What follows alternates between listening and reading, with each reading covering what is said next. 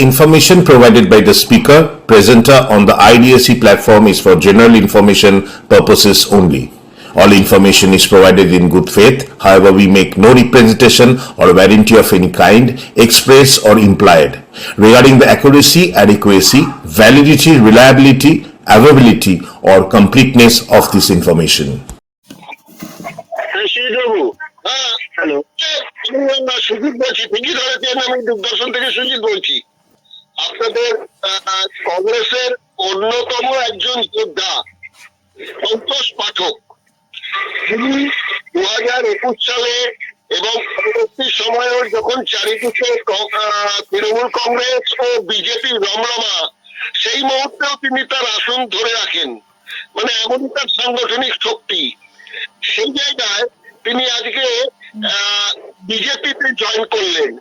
তা এই ঘটনাটা কি হঠাৎ, না আপনাদের এটা জানা ছিল?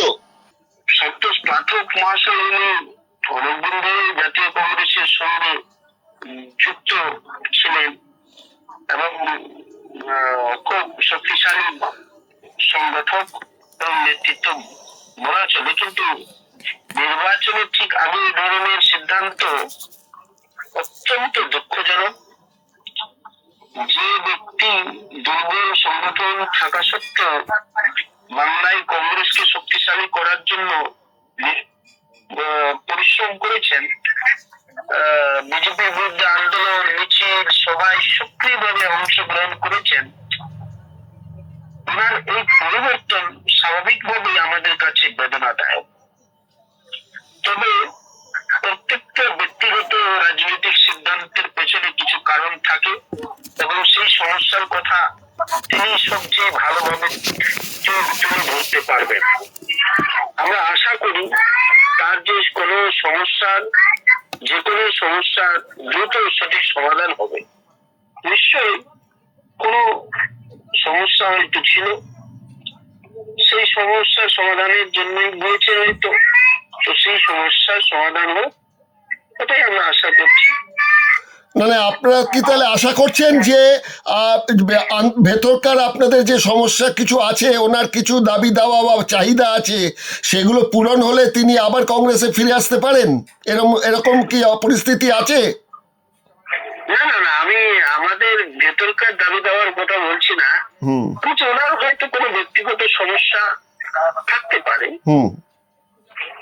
নিশ্চয়ই ওনার কোনো সমস্যার সমাধান হবে, সেটা বলতে পারবেন। দুর্বল সংগঠন নিয়েও যেভাবে কংগ্রেস বাংলায় নিজেকে তৈরি করেছিল এবং উনি নিজে বিজেপির বিরুদ্ধে মিছিল করেছেন,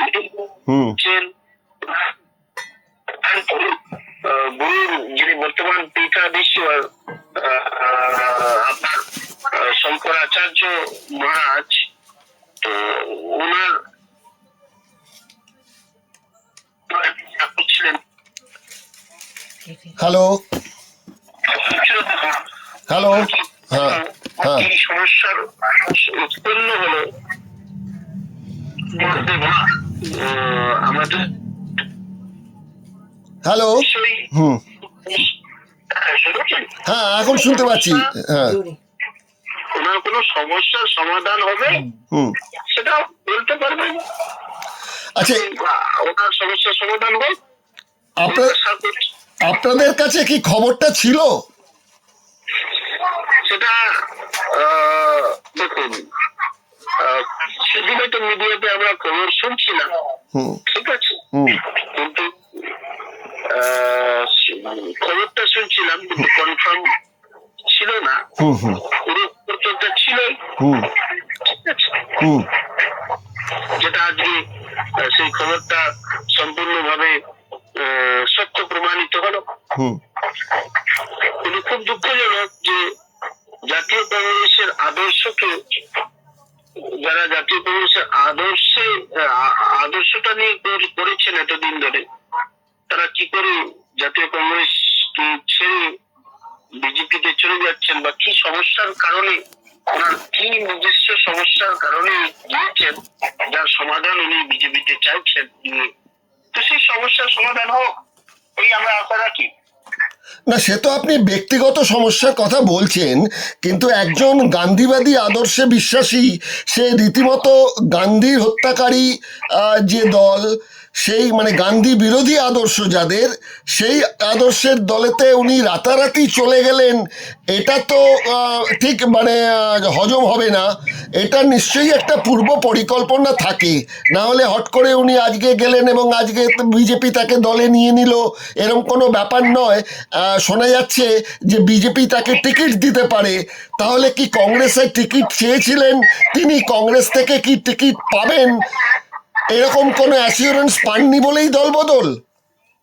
দেখুন, আমি জাতীয় কংগ্রেসের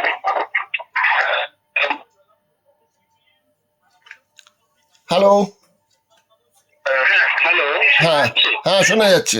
হুম উনি জাতীয় কংগ্রেসের খুব বড় হেভিওয়েট লিডারশিপের মধ্যে ছিলেন। হুম তো সেখান থেকে টিকিট পাওয়া নিয়ে তো সমস্যা মনে হচ্ছে। হুম তাহলে একান্তই কোনো কিছু ব্যক্তিগত সমস্যা বলছেন, তাই তো? হ্যাঁ, সেটাই হতে পারে। হ্যাঁ, নাহলে পরে কেন সে মিছিলে হাঁটছিলেন, বিজেপির বিরুদ্ধে সবচেয়ে বেশি মুখ করছিলেন উনি। হুম তো হঠাৎ গান্ধীবাদের ওই আদর্শ থেকে গঠিত রাজনীতি যাওয়া সেই পরিবর্তন নেই, এটা চিন্তার অক্ষর। হুম এবং গান্ধী সহসতা, ঐক্য, বর্ষ, প্রতি ঘৃণা, বিভাজন ও সহিংসতার এই দুইয়ের মধ্যে ঠিক হচ্ছে ঘৃণা, বিভাজন ও সহিংসতা। এই দুইয়ের মধ্যে নির্বাচন মানে ভারতের আত্মার পক্ষে না বিপক্ষে দাঁড়ানো। এটা শুধু দলবেদন নয়, এটা আদর্শবেদন। গান্ধী থেকে ঘটছে অর্থাৎ ঐক্য থেকে নির্বাচনের দিকে যাত্রা। হুম তো আমরা গান্ধীবাদে বিশ্বাস করি, অহিংসা ঐক্যের রাজনীতি যেটি ভিন্ন হতে যেতে পারে, কিন্তু ইতিহাস ঠিক করে দেয় কোন আদর্শ দেশকে এগিয়ে যায়। আপনাদের এই জবে থেকে অধীর চৌধুরীর বদলে শুভঙ্কর বাবু এলেন, তারপর আপনাদের একটা প্লাস পয়েন্ট হলো, সেটা হচ্ছে মৌসুম নূর ফেরত এলেন দলে। আবার এদিক থেকে সন্তোষ পাঠক বেরিয়ে গেলেন দলে। তাহলে রাহুল গান্ধী যে কথাটা বলেন দিল্লিতে, যে কংগ্রেসের ভেতরেও আরএসএস এর একটা চক্র কাজ করছে, তাহলে কি আপনারা বলবেন যে এই প্রদেশ কমিটিতেও আরএসএস এর কোনো এজেন্ট কাজ করছে, যারা কংগ্রেস থেকে এখন ভাঙিয়ে নেওয়ার চেষ্টা করছে অনেককে? দেখুন, যেখানে আমাদের সর্বভারতীয় নেতা, ভারতবর্ষের ভাবি প্রধানমন্ত্রী রাহুল গান্ধীজি যে যে কথা বলে দিয়েছেন যে রয়েছেন, সেটা আমরা কখনো ডিনাই করতে পারি না। অবশ্যই আরএসএস এর, ভারতীয় জনতা পার্টির স্লিপার সেল কিছু ছিল, আছে। তাদেরকে রাহুল গান্ধীজির যে নীতি নিয়ম, সেটা মাধ্যমে আস্তে আস্তে তারা কংগ্রেসকে পরিষ্কার করে দিচ্ছেন, কংগ্রেসকে করছেন, কংগ্রেস পরিষ্কার এবং পবিত্র করে তুলছেন আস্তে আস্তে। রাজনীতির নাড়ি টিপে সাংবাদিকরা যেটা জানেন, সেটা হচ্ছে অধীর চৌধুরী চাইছেন এবং আগেও চাইতেন, সেটা হচ্ছে যে বিজেপি এবং তৃণমূল এই দুই শক্তির বিরুদ্ধে লড়াই করতে গেলে একটা ঐক্য চাই। তৃণমূল এবং বিজেপি বিরোধী, সুতরাং তিনি বামেদের সঙ্গে সমঝোতাতে আগেও রাজি ছিলেন, হয়েছে, এবারেও রাজি ছিলেন। কিন্তু যবে থেকে শুভঙ্করবাবু এসছেন, তার কথাবার্তা হাবভাবে আমরা বুঝেছি যে তিনি বামেদের থেকে তৃণমূলের সঙ্গে যাতে সমঝোতা হয় সেই দিকে বেশি সচেষ্ট ছিলেন। এটা কি আমাদের ভুল ধারণা? একদম ভুল ধারণা। জাতীয় কংগ্রেস এবং এই ভুল ধারণাটা 294 খানা বিধানসভায় নির্বাচনের যে আমরা লড়বো, যেটা আমাদের মাননীয় প্রদেশ সভাপতি শুভঙ্কর দা আগে থেকেই বলে আসছিলেন এবং সেটার শেষ পর্যন্ত উনি ওনার কথা রেখেছেন। এবং দিল্লি সর্বভারতীয় কংগ্রেস কমিটি আইসিসি সেটা অ্যাপ্রুভ করেছেন এবং 294খানা বিধানসভায় পশ্চিমবঙ্গের কোনায় কোনায় কংগ্রেসের ঝান্ডা উঠবে এবং কংগ্রেস যে নিজের প্রার্থী দিচ্ছে, হ্যাঁ, এটা প্রমাণিত করছে যে শুভঙ্কর সরকার মাননীয় সভাপতি, প্রদেশ সভাপতি, তৃণমূলের সঙ্গে যে গল্পটা বাজারে ছড়িয়ে দেওয়া হয়েছিল সেটা দাহা মিথ্যে গল্প। বরং যে কংগ্রেস চায় পশ্চিমবঙ্গে নিজের জমি শক্ত করতে এবং পশ্চিমবঙ্গে কংগ্রেসের আদর্শকে সামনে নিয়ে এসে আগামী ভবিষ্যৎ প্রজন্মকে উপহার দিতে।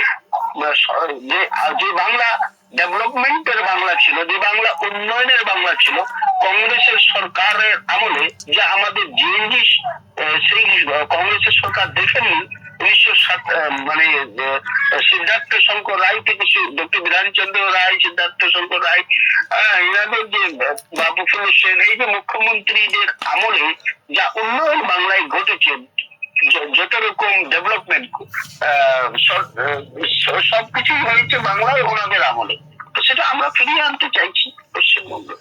আচ্ছা, ফিরিয়ে আনতে গেলে যেটা দরকার অন্তত ভোটের বাজারে, সেটা হচ্ছে একটা সাংগঠনিক শক্তি। এই যে আপনারা 294টা আসনে গেছেন, আচ্ছা এই প্রসঙ্গে আমি পরে আসছি, তার আগে একটা কথা বলি। আপনি বলছেন শুভঙ্কর সরকারের এটা কৃতিত্ব যে তিনি দিল্লিকে বোঝাতে পেরেছেন যে কংগ্রেস একাই তার সাংগঠনিক শক্তি নিয়ে 294টা আসনে প্রার্থী দিতে পারে এবং নির্বাচনে বেশ ভালো সংখ্যক আসন পেতে পারে, এটা দিল্লিকে বুঝিয়েছে। কিন্তু এটাও তো ঠিক যে রাহুল গান্ধী দেখেছেন সঙ্গে সঙ্গে কেরলের নির্বাচন, সুতরাং এখানে যদি বামফ্রন্টের সঙ্গে আতাত হয় তাহলে কেরলের জবাব দিতে হবে, কেননা কেরলে নাকি কংগ্রেসের এবার আসার সুযোগ অনেক বেশি আপনারা বলছেন এবং বেশ কয়েকজন যারা ভোট বিশ্লেষক তারা বলছেন। সেই জায়গায় কেরলের কথা মাথায় রেখেই কি পশ্চিমবাংলাকে একা লড়ার পারমিশন দিলেন রাহুল গান্ধী, এটাও তো অনেকে বলছেন। না, আমাদের শুরু থেকে জাতীয় কংগ্রেসের পিছু তোলার কর্মীরা, যারা জাতীয় কংগ্রেসের আদর্শে বিশ্বাসী, যারা জাতীয় কংগ্রেসটা করে নিজের রক্ত ঘাম চড়িয়ে দিয়ে, তারা কোনোদিনই সিপিএম এর সঙ্গে সেই রকম ভাবে মানে CPM is not our natural life, স্বাভাবিক তাদের সঙ্গে অ্যালায়েন্স করে উঠতে পারেননি, মন থেকে মানতে পারেননি। যেটা কর্মীদের দাবি ছিল, সেই দাবিটাই কর্মীদের নেতা বরং পশ্চিমবঙ্গের বর্তমান সভাপতি মাননীয় শুভঙ্কর সরকার মহাশয় সেই কর্মীদের ব্যথা এবং রক্ত ঘাম ঝরে দেওয়া বিষয়গুলোকে লক্ষ্য করে, এবং উনি যেহেতু নিজেই একজন কংগ্রেসের গ্রাসরুট লেভেলের কর্মী থেকে উঠে আসা প্রদেশ সভাপতি, বরং এআইসিসি সেক্রেটারি উঠে গেছেন, ছাত্র পরিষদের প্রাক্তন রাজ্য সভাপতি থেকেছেন।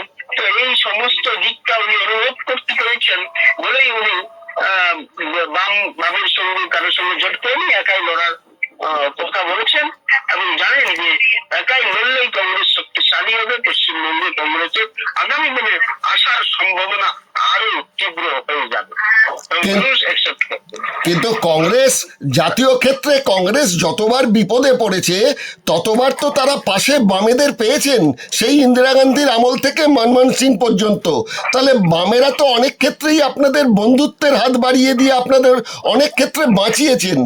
এবং গত 21-এর নির্বাচন পর্যন্ত কথাটা সত্যি যে নিচুতলার কর্মীরা অনেকেই মেনে নিতে চাইছিলেন না, কিন্তু 2026-এ আমাদের জেলায় জেলায় যতটুকু খবর আছে, শেকরের সঙ্গে যোগাযোগ আছে, আমরা কিন্তু খবর পেয়েছি এবার কিন্তু কংগ্রেসের নিচুতলার কর্মীরা চেয়েছিলেন যে আর নয়, এবারও আমাদের ঐক্য বজায় রেখে যেমন করে হোক তৃণমূলকে তাড়াতে হবে, তার সঙ্গে বামেরা থাকুক, আমাদের কাছে যা খবর।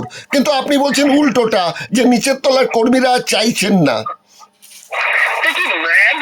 আমি যেহেতু একদম নিচু তলার কর্মীদের সঙ্গে রাজনীতি করি এবং আমাদের সঙ্গে যোগাযোগ রয়েছে সম্পূর্ণ কর্মীদের সাথে, কংগ্রেসের মিডিয়া বিভাগের দায়িত্বে থাকায়, কংগ্রেসের মিডিয়া প্যানেলিস্ট হিসেবেও এবং বিভিন্ন সাংগঠনিক দায়িত্বে থাকায় রয়েছে কথাবার্তা হয় এবং লিগাল 4 জন যে লিগাল অ্যাডভাইজার আছে তার মধ্যে একজন প্রদেশ কংগ্রেসের বহু মানুষের সঙ্গে আইনি পরামর্শ দেওয়ার জন্য কর্মীদের সঙ্গে আমার কথা হয়।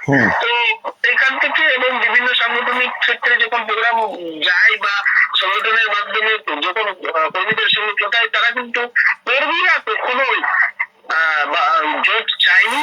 পশ্চিমবঙ্গ কংগ্রেসের যে লক্ষ্য হলো নিজের সংগঠনকে শক্তিশালী করা, জোট তখনই কার্যকর হয় যখন তা আদর্শ বাস্তব পরিস্থিতির সঙ্গে সামঞ্জস্যপূর্ণ হয়।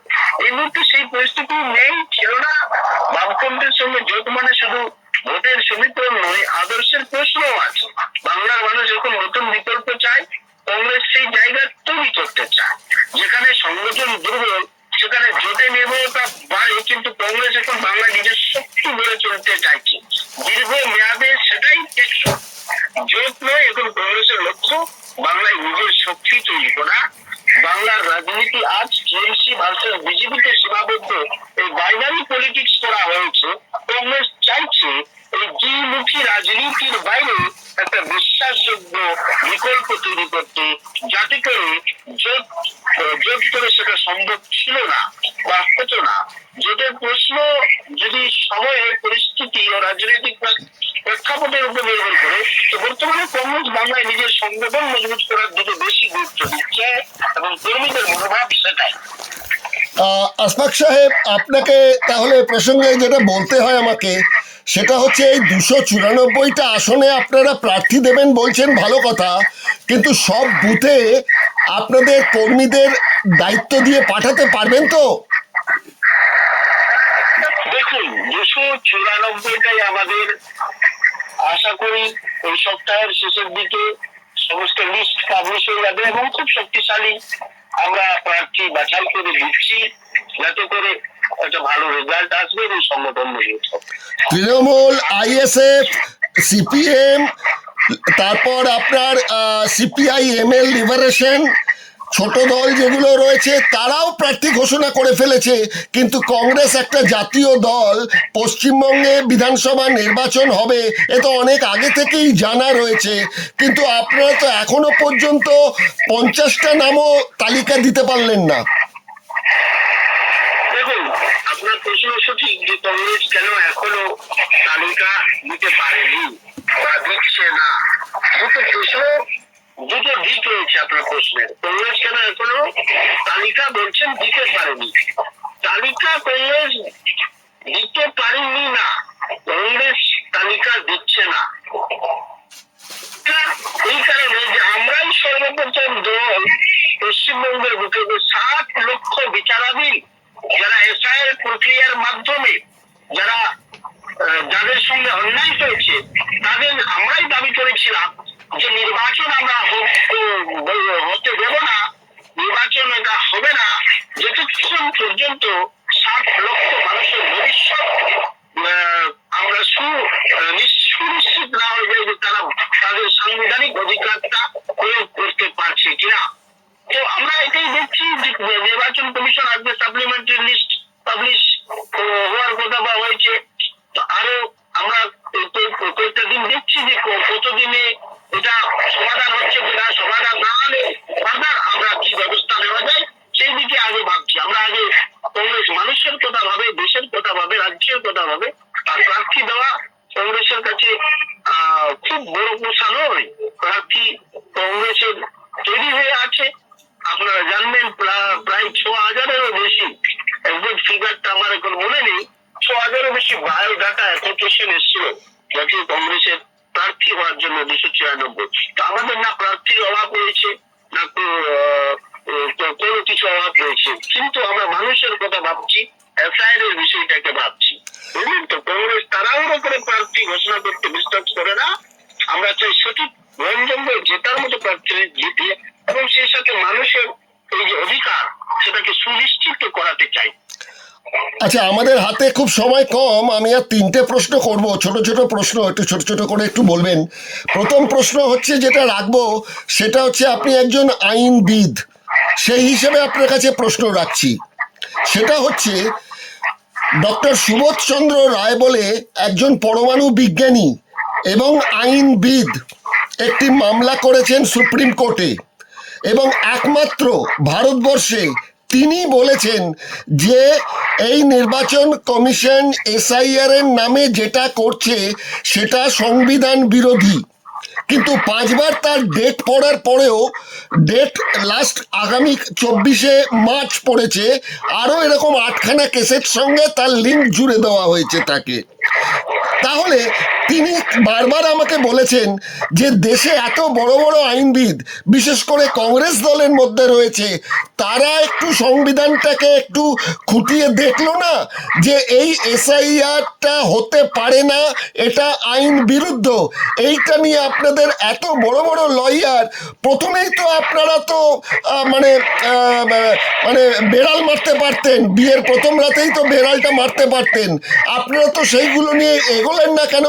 আপনারা কি মনে করেন না এই কথাটা যে উনি যা যা প্রমাণ দিচ্ছেন, যদি বলেন আপনাকে আমি লিঙ্ক পাঠাবো, এসআইআর করার কোনো আইনি অধিকার নির্বাচন কমিশনের নেই বলে উনি দাবি করছেন, কি বলবেন? এসআইআরের বিলটা করেন নাই, প্রক্রিয়াটির মধ্যে যে ভুল ত্রুটিগুলো নির্বাচন কমিশনের, তার বিরোধিতা করেছে এবং করবে। কারণ ইন্টেনসিভ রিভিশন বা এটার নাম ইন্টেনসিভ রিভিশন একটা নর্মাল প্রক্রিয়া, কিন্তু কমিশন বিসিআই ভারতে এবার যে কথা যে আমি আপনাকে বলে রাখি, আপনার ইনফরমেশন এটা বলে রাখি, আমার প্রবেশ সভাপতি শুভঙ্কর সরকার মহাশয় এবং সর্বপ্রথম যে মামলা ফাইল করেছেন এই যে প্রক্রিয়া এবং ভুলভাল ত্রুটিযুক্ত প্রক্রিয়ার বিরুদ্ধে উনি সুপ্রিম কোর্টে সর্বপ্রথম মামলা ফাইল করেছিলেন। তারপরে আস্তে আস্তে গাইডলাইন এসেছে মামলা যেটা এখনো পেন্ডিং আছে এবং যে মামলার অনেকগুলো গাইডলাইন আসলো আমরা দেখলাম। তো কংগ্রেস সবসময় লড়াই করছে, এটা ভুল ধারণা। এবং যিনি মামলা করেছেন ওনার পরিপক্কতা যায় না, উনি কি ভিত্তিতে করেছেন, কি বলেছেন, কি পিটিশনে রয়েছে, সেগুলো না দেখলে আমি তো কোনো মতামত সেই বিষয়ে দিতে পারি না, পার্টি লাইন আপনাকে বলতে পারি না। আচ্ছা, আমি পাঠাবো আপনাকে লিঙ্ক। যাই হোক, এবার আমার দ্বিতীয় প্রশ্নে চলে যাচ্ছি আমি। সেটা হচ্ছে যে এই মুহূর্তে সংখ্যালঘু সম্প্রদায়ের খুব কঠিন অবস্থা। এই জায়গায় দাঁড়িয়ে এবারের ভোট দেখতে পাচ্ছি প্রায় মুসলিম ভোট, সংখ্যালঘু ভোট 4-5টা জায়গায় ভাগ হয়ে যাচ্ছে। তৃণমূল যেটা বরাবর একটা ম্যাক্সিমাম ভোটটা পেয়ে আসে, তারাও এবার 47 জন প্রার্থী দাঁড় করিয়েছে 294টা আসনে, হিসেব মতো প্রায় 30-32% মতো, যেটা অন্তত আরও বেশি হওয়া দরকার ছিল, তারা দেয়নি। বামফ্রন্টও এখন পর্যন্ত 192টা আসনে 29 জন সংখ্যালঘু প্রার্থী দিয়েছেন, মেরে কেটে 22-23% হবে টোটাল যা জনসংখ্যা আছে সংখ্যালঘুদের। কংগ্রেস মোটামুটি এবার কতজন সংখ্যালঘু লোককে দাঁড় করাবেন সেটা আমি পরে বলুন, তার আগে বলুন এই যে ভোটটা ভাগ হবে, হুমায়ুন একটি ভাগ পাবে, বামেরা একটি ভাগ পাবে, কম করে হলেও পাবে, তৃণমূল কংগ্রেস একটা পাবে, কংগ্রেস একটা পাবে। এইভাবে যদি আপনারা এক একটা কেন্দ্রে দাঁড়ান, তাহলে তৃণমূল তো দূরের কথা, বিজেপিকে যে রুখে দেওয়ার আপনাদের সর্বভারতীয় লক্ষ্য, সেটাও তো নষ্ট হবে যদি এইভাবে সংখ্যালঘু ভোট ভাগ হয়ে যায় 4-5টা জায়গায়। আর বিজেপি তো এটাই চায়। দেখুন, সংখ্যালঘু ভোটটাকে একটা এমন হাওয়া তৈরি করে রেখেছে যে সংখ্যালঘু ভোট ভাগ হলে বিজেপির লাভ হবে, এটাই তো বলতে চলছেন। হ্যাঁ, তো দেখুন, গণতন্ত্রে একটা জিনিস আছে, মানুষ বিজেপির লাভ লোকসান সেটা আপনারা দেখবেন, এটা মানুষ ঠিক করবে। বিজেপির শক্তি বাড়ে তখনই যখন বিরোধী ভোট ভাগ হয়ে যায়, এটা আপনার কথা, মানে সেই বিভাজনকে আরো সহজ করা, তাই তো? কিন্তু আমার যতটুকু মনে হচ্ছে যে সংখ্যালঘু সম্প্রদায় এবার জাতীয় কংগ্রেসকে সমর্থন জানাবে এবং ভাগ হবে না এই ভোটটা। খুব স্মার্টলি পশ্চিমবঙ্গের সংখ্যালঘু সম্প্রদায় বর্তমানে খুব স্মার্টলি ভোট করেন। ওনারা দেখেন যে ভারতীয় জনতা পার্টিকে আটকানোর ক্ষেত্রে ভারতবর্ষে যদি একমাত্র লড়াই জাতীয় কংগ্রেস করছে, তো অবশ্যই ওনারা জাতীয় কংগ্রেসকে নিজের পছন্দ ওনারা বাজবেন, পছন্দ করবেন এবং জাতীয় কংগ্রেসের চিহ্নেই ভোট দেবেন। এতে করবে ভোট ভাগ হওয়ার সম্ভাবনা নেই। না, আপনার কথা মতো যদি এটা ঘটে তো ভালো, আর যদি এর বিপরীত কিছু ঘটে, আমি যা বলছি সেটাই যদি সত্যি প্রমাণিত হয়, তাহলে কি আপনি বলবেন যে সংখ্যালঘু মানুষরা এখনো তাদের বিপদ সম্বন্ধে সচেতন নন? ভবিষ্যতের প্রশ্নের উত্তর আমি বর্তমানে কি করে দেবো বলুন? সেটা তো ভবিষ্যতের প্রশ্নের উত্তর ভবিষ্যতেই আপনি প্রশ্ন করবেন, তখন দেবো। তাহলে এই প্রশ্নের উত্তরটা ভবিষ্যতের জন্য রেখে দিলাম। এবার সর্বশেষ প্রশ্ন আপনাকে, কংগ্রেস যে তালিকাটা দেবে সেই তালিকাতে সংখ্যালঘু সম্প্রদায়ের ক্যান্ডিডেট কিরকম থাকতে পারে?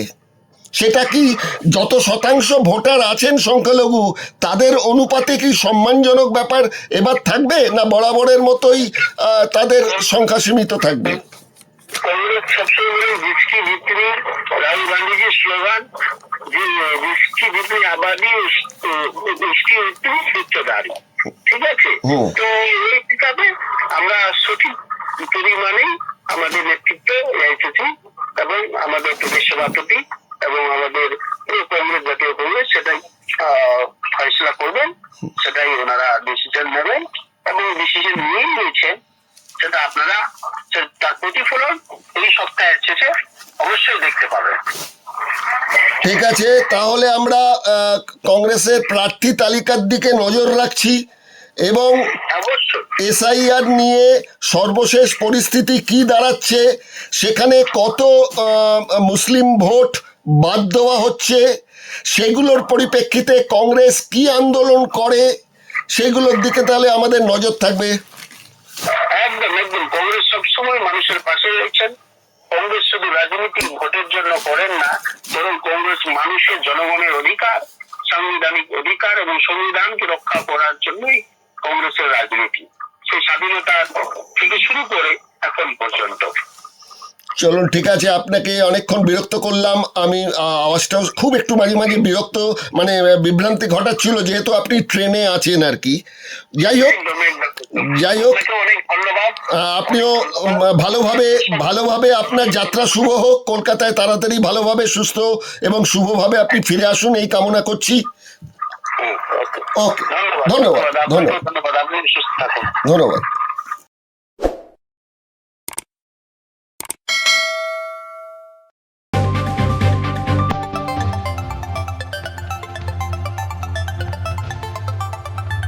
রঙহীন সংবাদ আর অজানা তথ্যের জন্য দেখুন দিগদর্শন, 10-এর পাশে, দেশের সাথে।